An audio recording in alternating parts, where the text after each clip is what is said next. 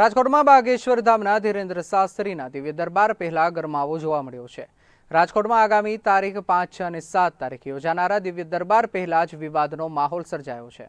ધીરેન્દ્ર શાસ્ત્રી સામે સવાલો ઉઠાવનાર સામાજિક કાર્યકર પુરુષોત્તમ પીપળિયાને અજાણ્યા વ્યક્તિ દ્વારા ધમકી આપવામાં આવી રહી છે। ધમકી બાદ પુરુષોત્તમ પીપળિયાએ સોશિયલ મીડિયા પર પોસ્ટ મૂકી પોતાની પ્રતિક્રિયા વ્યક્ત કરી હતી।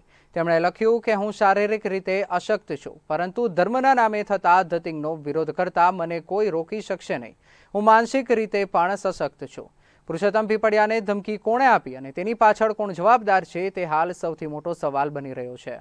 આગામી 5 તારીખથી લઈને 7 તારીખ સુધી છે તે બાબા બાગેશ્વરનો દિવ્ય દરબારનું આયોજન કરવામાં આવ્યું છે ને તેને લઈને ગરમાવો પણ જોવા મળી રહ્યો છે। કઈક જગ્યાએ છે તે સમર્થન જોવા મળી રહ્યું છે, ત્યારે ઘણી જગ્યાઓ પર છે તે વિરોધ જોવા મળી રહ્યો છે।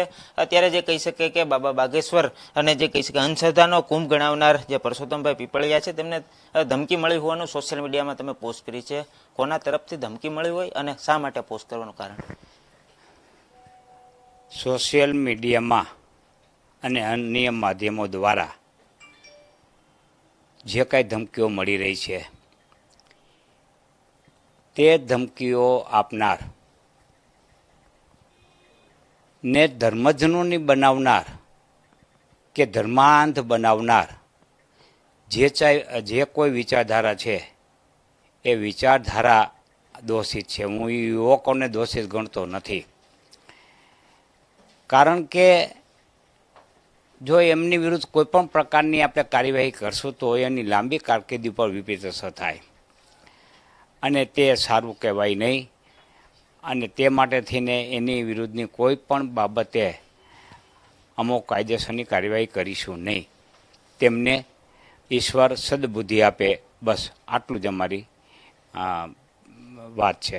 તમને ધર્મ વિરુદ્ધના વ્યક્તિ ગણવામાં આવ્યા છે, શું કહેશો?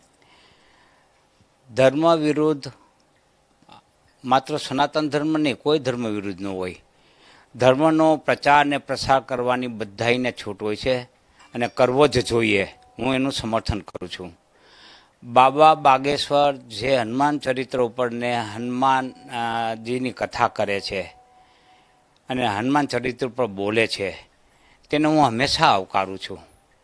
એની સામે કોઈ વિરોધ નથી। અન્ય કોઈ ભાગવતાચાર્ય કે રામાયણી હોય કે અન્ય કોઈ પણ પ્રકારના પૂજા અર્ચના યજ્ઞ હોય તેનો મેં ક્યારેય વિરોધ કર્યો નથી અને કરવો પણ ન જોઈએ। અહીંયા માત્ર વિરોધ જે બાબા બાગેશ્વર તરફથી ધતિંગો કરવામાં આવે છે, જાદુગીરી કરવામાં આવે છે, અંધશ્રદ્ધા ફેલાવવામાં આવે છે એનો વિરોધ છે। એ સિવાય અમારો કોઈ વિરોધ નથી। આ AI યુગમાં એ ચાલી શકે નહીં।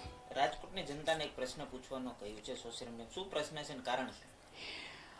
અમે બાબા બાગેશ્વરને એટલું જ પૂછવા માગીએ છીએ આપના માધ્યમ દ્વારા કે જો બાબા બાગેશ્વર રાજકોટના મોહિલ મોહિદ્રા નામનો એક બાલ્યાવસ્થામાં બાળક છે, એ ગુમ થઈ ગયેલ છે અને રમતગમતના મેદાનમાંથી તેઓને કોઈ અપહરણ કરી ગયાની ચર્ચા છે। તો આ બાળક અત્યારે ક્યાં છે, કઈ પરિસ્થિતિમાં છે, કોણ લઈ ગયું છે એ બાબા બતાવી દે।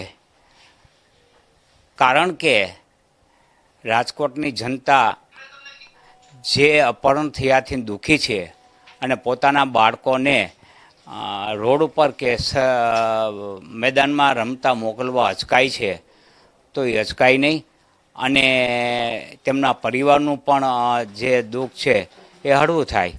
તો આટલું કહી દઈએ તો હું બાબાના ચરણમાં પડીશ અને બાબા વિરુદ્ધ જે કાંઈ મેં આક્ષેપો કરેલા છે, પાખંડ કરે છે, એ હું પાછા ખેંચી લઈશ। એમાં મને કોઈ વાંધો નહીં। બાબાના અસ્તિત્વને અને બાબાની જે કાંઈ આ શક્તિ છે એને સ્વીકારીશ।